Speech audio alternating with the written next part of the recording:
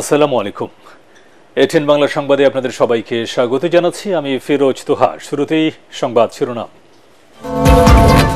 নির্বাচনী ট্রেন যাত্রা শুরু করেছে, এটা আর থামবে না। জাতির উদ্দেশ্যে দেওয়া ভাষণে বললেন প্রধান উপদেষ্টা, বিচার হবে জুলাই আগস্ট হত্যার, ফেরত চাওয়া হবে শেখ হাসিনাকে। তারেক রহমানের দেশে ফেরার ব্যাপারে ঢাকা চাইলে লন্ডন সহযোগিতা করবে, জানালো সফররত ব্রিটিশ প্রতিমন্ত্রী। খালেদা জিয়ার ব্রিটেন যাওয়ার প্রক্রিয়া চূড়ান্ত, বললেন পররাষ্ট্র উপদেষ্টা। রাষ্ট্র সংস্কার শেষে দেশ নির্বাচনের দিকে এগিয়ে যাবে, জানালেন ক্রীড়া উপদেষ্টা। দেশ পুনর্গঠনে ভূমিকা রাখবে তরুণরা।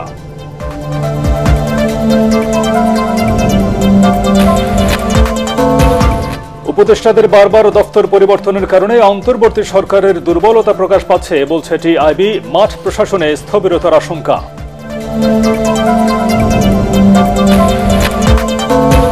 এবং ব্যক্তি শ্রেণীর করদাতাদের রিটার্ন দাখিলের সময় 1 মাস বাড়ালো এনবিআর। খেলাপি ঋণ 2,85,000 কোটি টাকা, বাংলাদেশ ব্যাংকের তথ্য।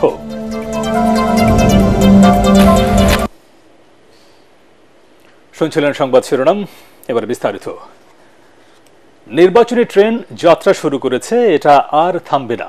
জাতির উদ্দেশ্যে দেওয়া ভাষণে এমন মন্তব্য করে কয়েকদিনের মধ্যে নির্বাচন কমিশন গঠনের কথা জানিয়েছেন প্রধান উপদেষ্টা ডক্টর মোহাম্মদ ইউনূস। সরকারের 100 দিন পূর্তি উপলক্ষে দেওয়া ভাষণে তিনি বলেন, জুলাই আগস্টের হত্যাকাণ্ড সহ গত 15 বছরের সব অপকর্মের বিচার করা হবে, ভারত থেকে ফেরত চাওয়া হবে শেখ হাসিনাকে। বিস্তারিত মনির রহমানের রিপোর্টে। প্রিয় দেশবাসী, 8 আগস্ট শপথ নেওয়ার মধ্য দিয়ে প্রধান উপদেষ্টা ডক্টর মোহাম্মদ ইউনূসের নেতৃত্বে দেশ পরিচালনা করছে অন্তর্বর্তী সরকার। সরকারের প্রথম 100 দিন পূর্ণ হওয়ায় জাতির উদ্দেশ্যে ভাষণ দেন প্রধান উপদেষ্টা। আসসালামু আলাইকুম। শুরুতে স্মরণ করেন মহান মুক্তিযুদ্ধের লাখো শহীদ সহ জুলাই আগস্টে ফ্যাসিবাদের বিরুদ্ধে ছাত্র জনতার গণ অভ্যুত্থানে নিহত শহীদদের। প্রতিটি হত্যার বিচার আমরা করবই। জুলাই আগস্ট হত্যাকাণ্ডের বিচারের যে উদ্যোগ আমরা নিয়েছি, তার কাজও বেশ ভালোভাবে এগিয়ে যাচ্ছে। প্রথিত স্বৈরাচার শেখ হাসিনাকেও আমরা ভারতের কাছ থেকে ফেরত চাইব। কেবল জুলাই আগস্ট হত্যাকাণ্ডই নয়, আমরা গত 15 বছরে সব অপকর্মের বিচার করব। গণ অভ্যুত্থানের সব শহীদ পরিবারকে পুনর্বাসনের কথা জানান প্রধান উপদেষ্টা। আহত সবার সম্পূর্ণ চিকিৎসা ব্যয় বহন করবে সরকার। প্রতিটি শহীদ পরিবারকে সরকারের পক্ষ থেকে 30 লক্ষ টাকা দেওয়া হচ্ছে। যারা বুলেটের আঘাতে তাদের দৃষ্টিশক্তি হারিয়েছেন, তাদের চিকিৎসার জন্য নেপাল থেকে কর্নিয়া আনার ব্যবস্থা করা হয়েছে। জুলাই অভ্যুত্থানের কোনো শহীদ এবং আহত ছাত্র, শ্রমিক চিকিৎসা সেবা এবং পুনর্বাসন পরিকল্পনা থেকে বাদ যাবে না। এটি অন্তর্বর্তীকালীন সরকারের অঙ্গীকার। ডক্টর ইউনূস বলেন, দেশ পরিচালনার যাত্রার শুরুতে অর্থনীতি ছিল বিপর্যস্ত, বৈদেশিক মুদ্রা রিজার্ভ ছিল তলানিতে। আসন্ন রোজায় নিত্যপণ্যের সরবরাহ ও দাম স্বাভাবিক রাখতে কাজ করছে সরকার। গত 3 মাসে রিজার্ভে কোনো রকম হাত না দিয়েই আমরা প্রায় $2 বিলিয়ন বৈদেশিক ঋণ শোধ করতে পেরেছি। জ্বালানি তেল আমদানিতে পুঞ্জীভূত বকেয়ার পরিমাণ $478 মিলিয়ন হতে কমিয়ে $160 মিলিয়ন আনতে পেরেছি। প্রায় 34 মিনিটের ভাষণে গুরুত্ব পায় নির্বাচন ইস্যুটি। নির্বাচন কবে হবে এই প্রশ্ন আপনাদের সবার মনে আছে, আমাদের মনেও সারাক্ষণ আছে। কয়েকদিনের মধ্যে নির্বাচন কমিশন গঠন হয়ে যাবে। তারপর থেকে নির্বাচন আয়োজন করার সমস্ত দায়িত্ব তাদের উপর বর্তাবে। ইতিমধ্যে অন্যান্য সংস্কার কমিশনের সুপারিশমালা নিয়ে আলাপ চলতে থাকবে। নির্বাচন ছাড়াও আরও গুরুত্বপূর্ণ সংস্কার করার ব্যাপারে ঐক্যমত গঠনের জন্য অতিরিক্ত সময় প্রয়োজন হতে পারে। দেশবাসীর কাছে, বিশেষ করে রাজনৈতিক দলগুলির কাছে আমরা ক্রমাগতভাবে প্রশ্ন তুলতে থাকব, কী কী সংস্কার নির্বাচনের আগে আপনারা করে নিতে চান। নির্বাচনের আয়োজন চলাকালীন কিছু সংস্কার হতে পারে। সংস্কারের জন্য নির্বাচনকে কয়েক মাস বিলম্বিতও করা যেতে পারে। অন্তর্বর্তী সরকারকে সমর্থন দেয় বিশ্ব নেতৃবৃন্দকেও ধন্যবাদ জানিয়ে ডক্টর ইউনূস বলেন, প্রথমবারের মতো বৈঠক করতে কয়েকদিনের মধ্যে দিল্লি থেকে ঢাকায় আসছেন ইউরোপীয় ইউনিয়নের 20 রাষ্ট্রদূত। আমরা 2 দিন পরে চলে যাব, কিন্তু আমাদের মাধ্যমে জাতির জন্য যে ঐতিহাসিক সুযোগ সৃষ্টি হলো, সেই সুযোগটা যেন কোনো রকমই হাতছাড়া করে না দিই, এটার ব্যাপারে দৃঢ় থাকার জন্য আমি দলমত, নারী পুরুষ সবার কাছে আহ্বান জানাচ্ছি। সবশেষে ফ্যাসিবাদী সরকারের দোসরদের ষড়যন্ত্রের হীন প্রচেষ্টাকে নস্যাৎ করে দেওয়ার কথা বলেন প্রধান উপদেষ্টা। পতিত সরকারের নেতৃবৃন্দ যারা এদেশ থেকে বিপুল পরিমাণ অর্থ পাচার করে নিয়ে গেছে, সেই অর্থে বলিয়ান হয়ে তারা দেশে ফিরে আসার জন্য চেষ্টা করে যাচ্ছে। তাদেরকে কিছুতেই সফল হতে দেবেন না। তারা সফল হওয়া মানে জাতির মৃত্যু। তাদের সকল হীন প্রচেষ্টাকে আমাদের ঐক্যের মাধ্যমে নস্যাৎ করে দেন, যেভাবে নস্যাৎ করেছিলেন তাদের বন্দুকের গুলিকে, তাদের আয়নাঘরকে। মনিউর রহমান, এটিএন বাংলা, ঢাকা। বিএনপির ভারপ্রাপ্ত চেয়ারম্যান তারেক রহমানের দেশে ফেরার ব্যাপারে ঢাকা চাইলে লন্ডন সহযোগিতা করবে বলে জানিয়েছেন ব্রিটিশ পররাষ্ট্র প্রতিমন্ত্রী ক্যাথরিন ওয়েস্ট। পররাষ্ট্র মন্ত্রণালয়ের উপদেষ্টা তৌহিদ হোসেনের সাথে সাক্ষাৎ শেষে তিনি বলেন, যুক্তরাজ্যের সরকার এই দেশে সব রাজনৈতিক দলের জন্য সমান সুযোগে বিশ্বাসী। এ সময় পররাষ্ট্র উপদেষ্টা জানান, চিকিৎসার জন্য সাবেক প্রধানমন্ত্রী খালেদা জিয়ার ব্রিটেন যাওয়ার প্রক্রিয়া চূড়ান্ত হয়েছে। ইমদাদুল্লাহ বাবুর রিপোর্ট। বাংলাদেশ যুক্তরাজ্য কূটনৈতিক সম্পর্ক আরও এগিয়ে নিতে 2 দিনের সফরে এখন ঢাকায় দেশটির Indo Pacific under secretary Catherine West. এ লক্ষ্যে পররাষ্ট্র উপদেষ্টা তৌহিদ হোসেনের সাথে এই বৈঠক। এতে স্থান পায় অর্থনীতি, নিরাপত্তা, বাণিজ্য সহযোগিতা, জলবায়ু পরিবর্তন এবং বৈধ অভিবাসন ইস্যু। ঘণ্টাখানেকের বৈঠক শেষে গণমাধ্যমের মুখোমুখি হন ক্যাথরিন। বাংলাদেশের রাজনৈতিক সমঝোতার ক্ষেত্রে আওয়ামী লীগের জন্য সমান সুযোগ সৃষ্টি ব্রিটেন চায় কিনা এমন প্রশ্নের জবাবে তিনি বলেন, অন্তর্বর্তী সরকার এ ব্যাপারে নিশ্চয়ই রূপরেখা দিবে। Professor Yunus to lay out his vision for how will that will unfold, and the UK will seek to support people of Bangladesh as they move forward in the next phase. পরে পররাষ্ট্র উপদেষ্টা বলেন, দীর্ঘদিন তাদের ক্ষমতায় থাকার কোনো অভিলাষ নেই। সংস্কার কাজ শেষ হলেই দেয়া হবে নির্বাচন। তারা জানতে চেয়েছে যে কিভাবে তারা আমাদেরকে সহায়তা করতে পারে।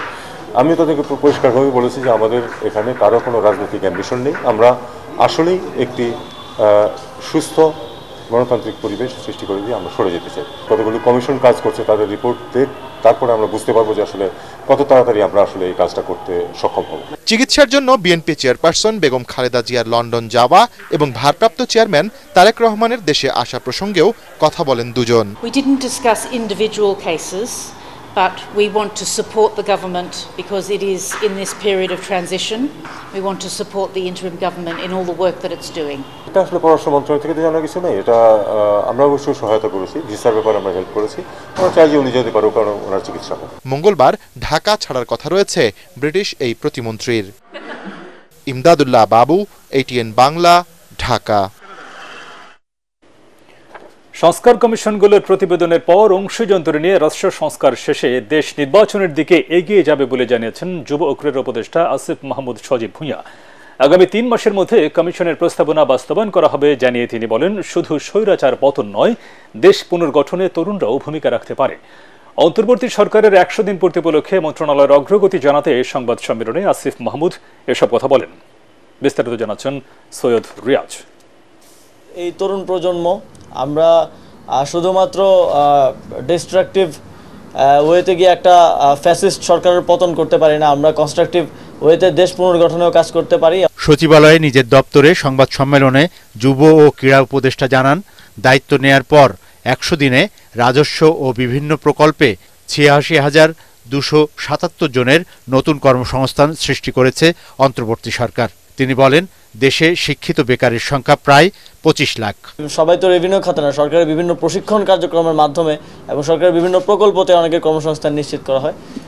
তো আমরা 5 লক্ষ 2 বছরের একটা লক্ষ্যমাত্রা নির্ধারণ করেছি। ক্রীড়াঙ্গনে স্থবিরতা নিয়ে প্রশ্নের জবাবে উপদেষ্টা বলেন, রাজনীতিকরণ থেকে বের করে বিভিন্ন সেক্টরকে নিয়মতান্ত্রিকভাবে পরিচালনার চেষ্টা অব্যাহত আছে। খেলোয়াড়দের দক্ষতা বাড়াতে মন্ত্রণালয় উদ্যোগ নিচ্ছে বলেও জানান আসিফ মাহমুদ। এটা বাস্তব যে জোড়াতালি দিয়ে চলছে, কারণ অনেক ডিরেক্টররা এখন নেই।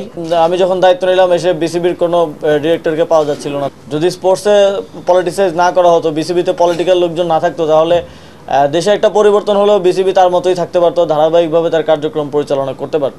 মন্ত্রণালয়ের সকল কাজের মূল্যায়ন জনগণের উপর ছেড়ে দিয়ে তরুণ এই উপদেষ্টা বলেন, প্রতিনিয়ত অনাকাঙ্ক্ষিত সমস্যা সমাধান করেই সকল কাজ এগিয়ে নেওয়া হচ্ছে। আমরা আশা করি যে গিভেন টাইমলাইনের মধ্যে 3 মাসের যে সময়টা দেওয়া হয়েছে তার মধ্যে সরকারের কাছে একটা প্রস্তাবনা আসবে এবং তারপর সরকার ও স্টেক হোল্ডার কনসালটেশনের মাধ্যমে সেগুলো বাস্তবায়নের পথে আগাতে পারবে। দ্রব্যমূল্য ও আইন শৃঙ্খলা পরিস্থিতির দৃশ্যমান উন্নতি হয়েছে বলেও দাবি তার। সৈয়দ রিয়াজ, এটিএন বাংলা, ঢাকা। উপদেষ্টাদের বারবার দফতর পরিবর্তনের কারণে অন্তর্বর্তী সরকারের দুর্বলতা প্রকাশ পাচ্ছে বলে মনে করছে টিআইবি। এতে মাঠ প্রশাসনে স্থবিরতার আশঙ্কা করছেন সংস্থাটির নির্বাহী পরিচালক ডক্টর ইফতেখারুজ্জামান। সরকার আর আন্দোলনরত শিক্ষার্থীর মধ্যে দূরত্ব বাড়লে নানা ধরনের জটিলতার শঙ্কা করছেন বিশ্লেষকরা। রিপোর্ট মাহবুব কবির চপলের। সাবেক সেনা কর্মকর্তা সাখাওয়াত হোসেনকে প্রথমে দেয়া হয় স্বরাষ্ট্র মন্ত্রণালয়ের দায়িত্ব, পরে তাঁকে সরিয়ে দেয়া হয় বস্ত্র ও পাট মন্ত্রণালয়ে, এরপর যোগ করা হয় নৌপরিবহন মন্ত্রণালয়। সবশেষ বস্ত্র ও পাট মন্ত্রণালয় বাদ দিয়ে নৌপরিবহনের সাথে শ্রম ও কর্মসংস্থান মন্ত্রণালয়ের দায়িত্ব পান তিনি। অন্তর্বর্তী সরকারের ৩ মাসে এমন মন্ত্রণালয় পরিবর্তন হয়েছে বেশ কয়েকজন উপদেষ্টার, ফলে এক ধরনের অস্থিরতা পরিলক্ষিত হচ্ছে। আবার অনেক উপদেষ্টাকে দেয়া হয়েছে ৩ থেকে 4টি মন্ত্রণালয়ের দায়িত্ব, যাকে সরকারের ভালো পরিকল্পনা মনে করছে না টিআইবি ও বিশ্লেষকরা। সরকারের অনেক সিদ্ধান্ত, বেশ কিছু সিদ্ধান্ত হয়েছে যেটা আবার জট করে পুনর্মহল চাপ দিয়েছে, চাহিদা সৃষ্টি করেছে, তারপরে আবার পরিবর্তন হয়েছে। তাদের চাহিদায়, তাদের প্রতি অনেক ধরনের আমি বলবো যে দুর্বলতার প্রকাশ হিসাবেও কিন্তু কোনো কোনো সিদ্ধান্ত পরিবর্তন হচ্ছে, বাতিল হচ্ছে। এতে মানুষের মধ্যে একটা সন্দেহ জাগ্রত হয়, মনে হয় এরা কিছু করতে পারছে না। উপদেষ্টা নিয়োগের ক্ষেত্রেও বৈষম্যের অভিযোগ উঠেছে। শুধু চট্টগ্রাম বিভাগ থেকেই নিয়োগ পেয়েছেন 13 জন। বিতর্কের সৃষ্টি হয়েছে কয়েকজন উপদেষ্টাকে নিয়েও। কারা কিভাবে উপদেষ্টা নিয়োগ দিচ্ছেন সেই প্রশ্ন উঠেছে, জানিয়ে সমন্বয়কদের সাথেই দূরত্ব তৈরি হচ্ছে সরকারের। বিতর্ক এড়াতে পরিকল্পিতভাবে কাজ করবার পরামর্শ বিশ্লেষকদের। উপদেষ্টার দপ্তর দেওয়ার আগে তারা সে ব্যাপারে এফিসিয়েন্টলি এবং ওনাদের যে ব্যাকগ্রাউন্ড সবকিছু বিবেচনা করে আমার মনে হয় দেওয়া উচিত। অনেকে মনে করেন যে জনগণের কাছে তাদের জবাবদিহি নাই, তাদের নির্বাচনের মাধ্যমে যেই লেজিটিমেসি সেটা নাই, এটা কিন্তু অবান্তর কথা আমার কাছে। 3 মাস পর এসে উপদেষ্টা নিয়োগ কিংবা মন্ত্রণালয় বন্টন নিয়ে এক ধরনের সমন্বয়হীনতা দেখা যাচ্ছে, জানিয়ে প্রশ্ন তুলেছেন খোদ সমন্বয়করাই। তাই গুরুত্বপূর্ণ জায়গাগুলোতে গুরুত্ব দিয়ে পদায়নের পরামর্শ দেওয়া হচ্ছে। মাহবুব কবির চপল, এটিএন বাংলা, ঢাকা। কোনো হঠকারী সিদ্ধান্ত না নিয়ে অনতিবিলম্বে নির্বাচিত প্রতিনিধিদের কাছে ক্ষমতা হস্তান্তরের দাবি জানিয়েছেন বিএনপি চেয়ারপারসনের উপদেষ্টা আব্দুস সালাম। তারেক রহমান সহ নেতাকর্মীদের সব রাজনৈতিক প্রতিহিংসামূলক মামলা প্রত্যাহারের দাবিতে জাতীয় প্রেস ক্লাবে প্রতিবাদ সভায় তিনি এই অভিযোগ করেন। আব্দুস সালাম বলেন, জনস্বার্থে সরকারের অগ্রাধিকার ভিত্তিতে যা করা উচিত তা না করে অপ্রয়োজনীয় কাজ করছে, ফলে মানুষের আস্থা হারাচ্ছে সরকার। এ সময় বিএনপি নেতারা বলেন, পরাজিত শক্তির ষড়যন্ত্র এবং আধিপত্যবাদকে রুখতে হলে মামলা প্রত্যাহার এবং তারেক রহমানকে দেশে ফিরিয়ে আনতে হবে। তাকে যে ট্রাফিক জ্যামে ফেলাই দিয়েছেন, এটা থেকে উত্তরণের একটাই পথ, ওই আওয়ামী দুঃশাসনের যারা সহযোগী ছিল তাদের কাঁধের থেকে হাতটা সরান। আমরাও চাই না যে আপনারা ব্যর্থ হন। ওই স্টেডিয়াম বানানোর জন্য আপনারা পরিকল্পনা নিয়েন না। আপনারা পরিকল্পনা করেন যে আগামী কিছুদিনের মধ্যে কিছু সংস্কার করে কিভাবে নির্বাচনটা করতে পারেন। দেশের বেসরকারি মেডিকেল কলেজে লেখাপড়া করছেন 12,000-এরও বেশি বিদেশি ছাত্রছাত্রী। নিজস্ব অর্থায়নে বাংলাদেশে পড়তে আসা সব শিক্ষার্থীদের মধ্যে সবচেয়ে বেশি ভারত, নেপাল ও ভুটানের। আন্তর্জাতিক মানের শিক্ষা কারিকুলামের কারণে ঝোঁক বাড়লেও 5 বছরের এমবিবিএস পড়তে খরচ প্রায় অর্ধ কোটি টাকা।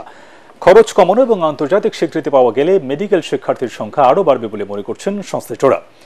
বেসরকারি মেডিকেল কলেজ হাসপাতাল নিয়ে ইমদাদুল্লাহ বাবুর ধারাবাহিক প্রতিবেদনের শেষ পর্ব। ছবি তুলেছেন একরামুল হক পাপন। বিদেশি শিক্ষার্থীদের কাছে চিকিৎসা শিক্ষার জন্য বাংলাদেশের বেসরকারি মেডিকেল কলেজগুলো এখন অন্যতম গন্তব্য। প্রতি বছর ভারত, নেপাল, পাকিস্তান এবং ভুটান সহ বিভিন্ন দেশ থেকে অন্তত 2000 শিক্ষার্থী আসেন এখানে পড়তে। বাংলাদেশের চিকিৎসা শিক্ষার কারিকুলাম ব্রিটিশ মানের, আর হাতে কলমে পাঠদান শিক্ষার্থীদের নিজেদের দেশের ডাক্তার হিসেবে কাজ করার স্বীকৃতি পরীক্ষায় সহজেই মিলিয়ে দেয় সাফল্য। स्टडी वाइज এখানে অনেক ভালো, इधर का स्टडी वाइज बहुत अच्छा ही है एवरीथिंग। इंडिया में उनके पास बस 2 टर्म्स होते हैं, उसके बाद डायरेक्टली प्रोफेशनल एग्जाम, बट यहाँ पे हमारा रेगुलर बेसिस पे वाइवा चलता है, रिटन एग्जाम्स होते हैं, तो उस वजह से हम प्रिपेयर हो जाते हैं हमारे प्रोफेशनल एग्जाम के लिए। কিন্তু বাংলাদেশে 5 বছরের MBBS কোর্স করতে শিক্ষার্থীদের ব্যয় করতে হচ্ছে 55 থেকে 65 লাখ টাকা। If it's possible to reduce the expenses, then I think it will be better for all the students. हमसे पूछे कि हमें तो भरना ही पड़ेगा, अगर कम होगा तो हमारे लिए अच्छा ही होगा। বেসরকারি মেডিকেল কলেজে বিদেশি শিক্ষার্থীর রেজিস্ট্রেশন ফি $1000 নেয় ঢাকা বিশ্ববিদ্যালয়। ডোনেশনের পরিমাণ প্রায় $45,000। এর উপর করও নেয় সরকার। লোকাল এবং ফরেন স্টুডেন্টের মধ্যে যে আপনার রেজিস্ট্রেশন ফি এর বৈষম্য আছে, এটা একটু কমানো দরকার। প্রচারণাটা করাটা দরকার। এটা গভর্নমেন্ট সেক্টর থেকেও যদি একটু সবাই সহযোগিতা করে, আমরা প্রাইভেটলিও সহযোগিতা করলে আশা করি এতে গভর্নমেন্টের রেভিনিউ আরও বাড়বে। স্বাস্থ্য শিক্ষা অধিদপ্তরের মহাপরিচালক জানিয়েছেন, বিদেশি শিক্ষার্থীদের ফি কমানোর আপাতত কোনো সুযোগ নেই। International federation for medical education, Bharat, Pakistan, এমনকি শ্রীলঙ্কা, নেপাল, তারাও এই অ্যাক্রিডিটেশনটা পেয়ে গেছে। বাংলাদেশ এখনো এটা পায়নি। বিগত সময়ে এই বিষয়টা আরো তৎপর হওয়ার দরকার ছিল। ইনশাআল্লাহ আগামী বছরের মধ্যে আমরা এই অ্যাক্রিডিটেশনটা পেয়ে যাব। পেয়ে গেলে বাংলাদেশের মেডিকেল কলেজগুলো নিয়ে যে আন্তর্জাতিক ছাত্রছাত্রীদের কিছুটা দ্বিধা বা শঙ্কার কথা, সেটা পুরোপুরি কেটে যাবে। 2023-24 শিক্ষাবর্ষে 25টি বেসরকারি মেডিকেল কলেজে প্রায় 1700 জন শিক্ষার্থী পড়াশোনা করছেন। ইমদাদুল্লাহ বাবু, ATN বাংলা, ঢাকা। বৈশ্বিক ব্যবসায় প্রতিযোগিতার সূচকে পিছিয়ে পড়া বাংলাদেশকে টেনে তুলতে রেগুলেটরি রিফর্ম কমিশন গঠনের পরামর্শ দিয়েছে গবেষণা সংস্থা CPD। মহাখালী ব্র্যাক সেন্টারে এই সংক্রান্ত আলোচনা সভায় ব্যবসায়ীরা বলেন, ঘুষ চক্র থেকে বের হতে পারলেই বাণিজ্যিক দুর্নীতি অর্ধেকে নেমে আসবে। এ সময় বাংলাদেশ ব্যাংকে সবচেয়ে বড় স্বৈরতান্ত্রিক প্রতিষ্ঠান দাবি করে FBCCI এর সাবেক সভাপতি আব্দুল আউয়াল মিন্টু বলেন, সবার আগে দরকার রাজনীতির সংস্কার। শরফুল আলমের রিপোর্ট। স্বল্পোন্নত দেশ থেকে উন্নয়নশীল দেশের চূড়ান্ত স্বীকৃতি পেতে অপেক্ষা করতে হবে আরো 2 বছর। কিন্তু বিগত সরকার বৈশ্বিক ব্যবসার প্রতিযোগিতার সূচকে দেশকে যে লাজুক পরিস্থিতিতে রেখে গেছে, তাতে LDC থেকে উত্তরণের বড় ধরনের নেতিবাচক প্রভাব পড়তে পারে দেশের অর্থনীতিতে।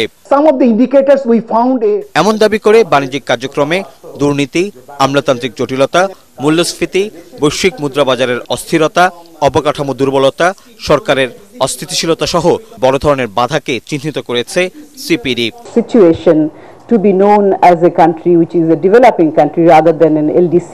তাদের মতে আগামী 2 বছর দেশকে সবচেয়ে বেশি ভোগাবে মূল্যস্ফীতি, প্রাকৃতিক বিপর্যয় সহ 32টি সমস্যা। As a middle income country, so middle income trap, this is very crucial also to graduate in 2026, but are we prepared for that? Probably not. I mean, unfortunately not actually. So sometimes it is said that it was a political decision. CPDর আলোচনায় উঠে আসে মধ্যমায়ের ফাঁদে পড়ার আশঙ্কার কথাও। দুর্নীতি ও ঘুষ চক্র থেকে মুক্তি পেতে NBR এর প্রতিটি বিভাগের জন্য বিশেষ নীতি নিয়ে কাজ করার তাগিদ দেন ব্যবসায়ী নেতারা। Major problem is actually corruption. There are layers of corruption issues. It is the lowest level, ground level service delivery point corruption which hurts businesses the most. একটা দুর্বৃত্তায়িত রাজনীতি থেকে what do we expect? Nothing more than what happened already, because this criminalized politics has created their own self-interested group. We must have a mechanism so that reform should be a continuous process. ব্যবসা বাণিজ্যের সমস্যা সমাধানে বড় হাতিয়ার হিসেবে দেখছেন প্রধান উপদেষ্টার বিশেষ দূত লুৎফি সিদ্দিকী। প্রয়োজনে বিজনেস রেগুলেটরি রিফর্ম কমিশন গঠন করা হবে বলেও ব্যবসায়ীদের আশ্বস্ত করেন তিনি। A good question to ask is, do we need another commission just for businesses? How many of you engaged on the Judicial Reform Commission? Those commissions are there for a reason. Because things are bloody broken right now. 61টি বিশেষ অর্থনৈতিক অঞ্চলের লক্ষ্য থেকে বর্তমান সরকার সরে এসেছে বলেও জানান বিডার নির্বাহী চেয়ারম্যান। শরফুল আলম, ATN বাংলা, ঢাকা। ব্যক্তি শ্রেণীর করদাতাদের 2024-25 কর বর্ষের আয়কর রিটার্ন দাখিলের সময় 1 মাস বাড়িয়েছে জাতীয় রাজস্ব বোর্ড NBR। নতুন সিদ্ধান্ত অনুযায়ী 31 ডিসেম্বর পর্যন্ত এই হিসাব জমা দেওয়া যাবে, এতদিন যা ছিল 30 নভেম্বর পর্যন্ত।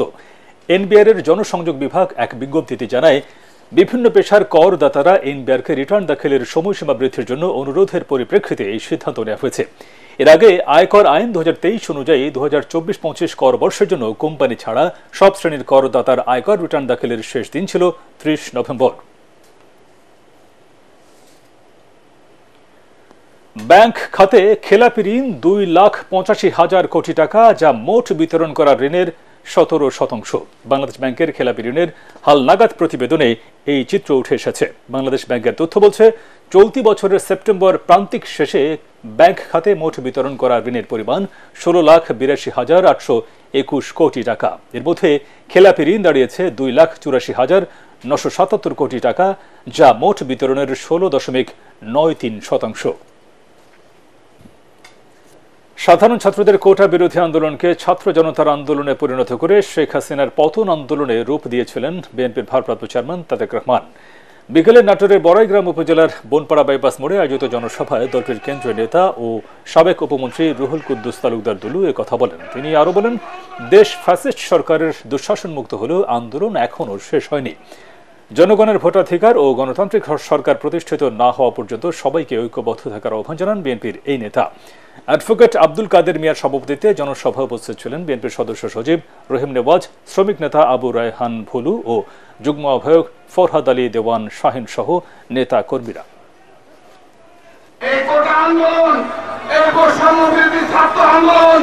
পরবর্তীকালে তারেক রহমানের নেতৃত্বে বাংলাদেশের মানুষের যে ভোটের অধিকার, বাকের অধিকার, ভোটের গণতান্ত্রিক অধিকার ফেরতের যে আন্দোলন, এটা কিন্তু এখনো শেষ হয় না। আন্তর্জাতিক অপরাধ ট্রাইব্যুনালে গুমের 7টি অভিযোগ দায়ের করেছেন বিভিন্ন সময় গুম হওয়া এবং নির্যাতিত ছাত্র শিবিরের নেতা কর্মীরা। ট্রাইব্যুনালের প্রসিকিউশন দপ্তরে জমা দেয়া এসব অভিযোগে আইন শৃঙ্খলা রক্ষাকারী বাহিনী ও আওয়ামী লীগের 53 জনকে অভিযুক্ত করা হয়েছে। সকালে ভুক্তভোগীরা ট্রাইব্যুনালের প্রসিকিউশন দপ্তরে আসেন। 7 জন অভিযোগকারীর মধ্যে একজন এখনও নিখোঁজ, 2 জন 3 বছরের মতো গুম ছিলেন, 4 জন পুলিশ ও র্যাবের নির্যাতনের শিকার হয়ে পঙ্গু হয়েছেন। ঘটনার সময় পুলিশ, র্যাব ও আওয়ামী লীগের যারা জড়িত ছিলেন তাদের বিরুদ্ধে অভিযোগ আনা হয়েছে। সুষ্ঠু তদন্ত ও ন্যায় বিচার চান ভুক্তভোগীরা, তবে এ বিষয়ে কোনো কথা বলতে রাজি হয়নি প্রসিকিউশন। আমরা ট্রাইব্যুনাল অভিযোগ দায়ের করেছি। আমরা আমাদের অভিমত, আমাদের প্রত্যাশা ব্যক্ত করেছি যে যারা এখনো মিসিং আছে আমরা তাদেরকে ফিরে পাবো। যারা এই ফ্যাসিস্ট আওয়ামী সরকারের নির্যাতনের শিকার হয়েছে, যারা এই ভায়োলেন্সের সাথে জড়িত ছিল, তাদেরকে শাস্তির আওতায় নিয়ে এসে এই ট্রাইব্যুনাল ন্যায় বিচার প্রতিষ্ঠিত করবে, সে প্রত্যাশা আমরা ব্যক্ত করেছি।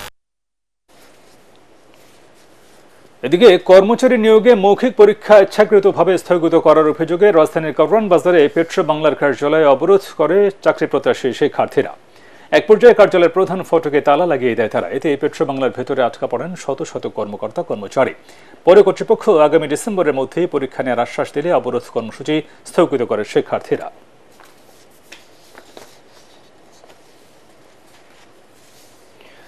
আল আরাফা ইসলামী ব্যাংক অর্থ সংবাদ।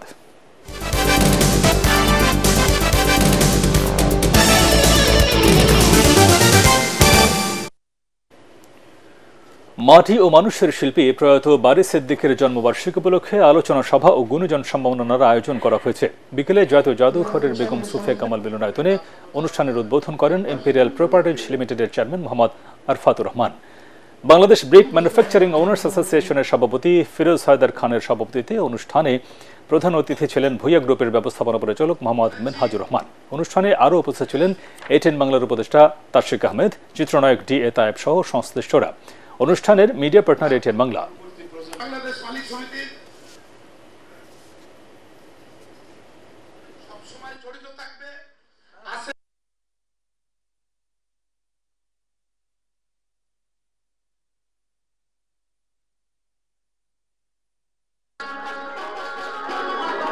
এবারে পাওয়ারটেক্স খেলার খবর।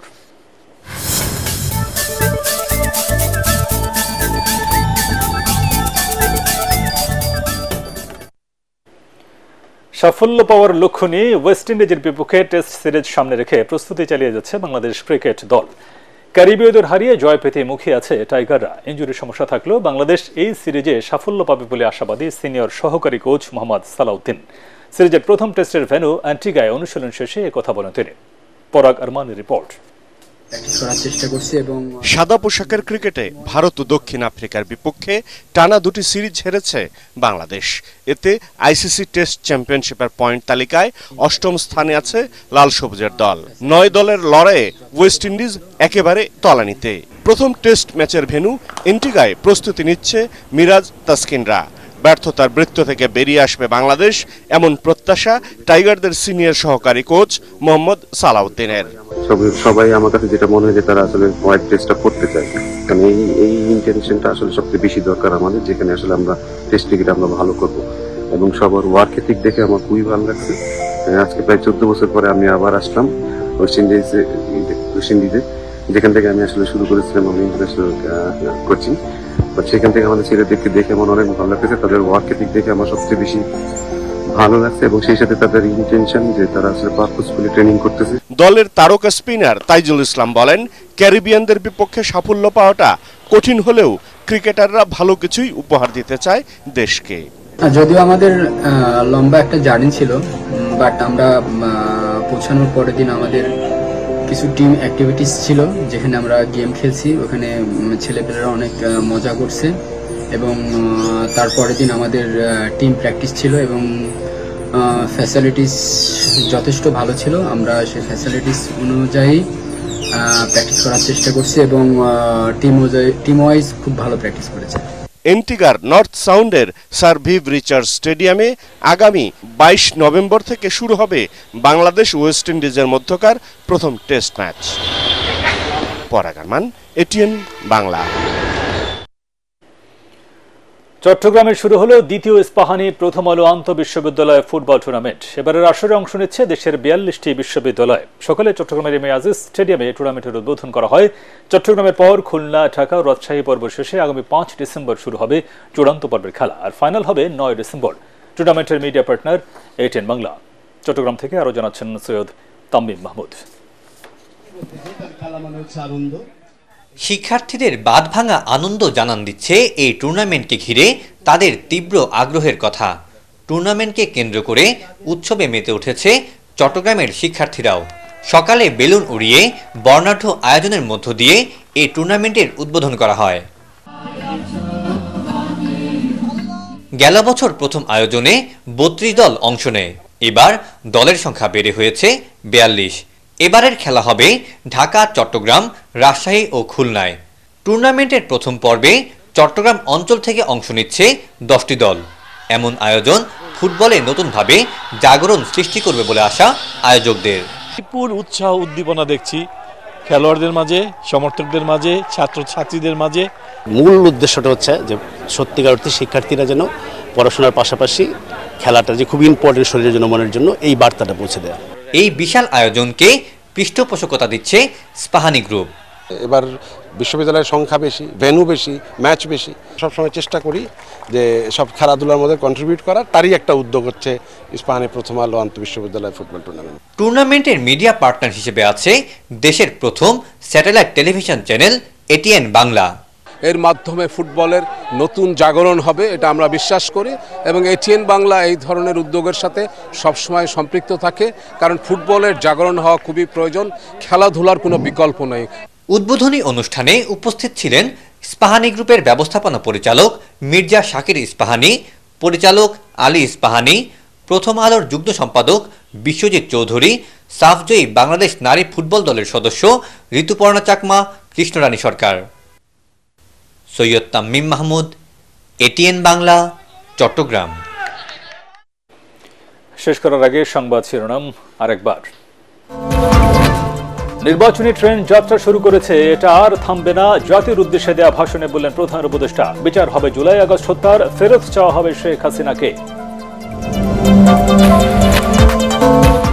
তারেক রহমানের দেশে ফেরার ব্যাপারে ঢাকা চাইলে লন্ডন সহযোগিতা করবে, জানালো সফররত ব্রিটিশ প্রতিমন্ত্রী। খালেদা জিয়ার ব্রিটেন যাওয়ার প্রক্রিয়া চূড়ান্ত, বললেন পররাষ্ট্র উপদেষ্টা।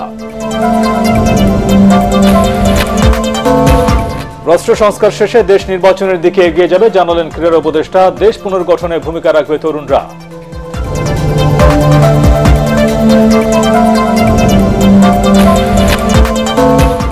উপদেষ্টাদের বারবার দফতর পরিবর্তনের কারণে অন্তর্বর্তী সরকারের দুর্বলতা প্রকাশ পাচ্ছে বলছে টিআইবি। মাঠ প্রশাসনে স্থবিরতার আশঙ্কা।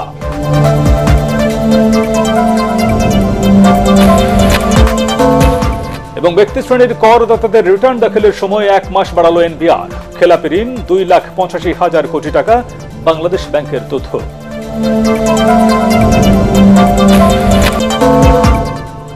পরবর্তী সংবাদ দেখার আমন্ত্রণ জানিয়ে এখনকার মতো শেষ করছি। এটিএন বাংলা সংবাদ ইউটিউবে দেখতে ব্রাউজ করুন, youtube/ATN Bangla News। ধন্যবাদ সবাইকে।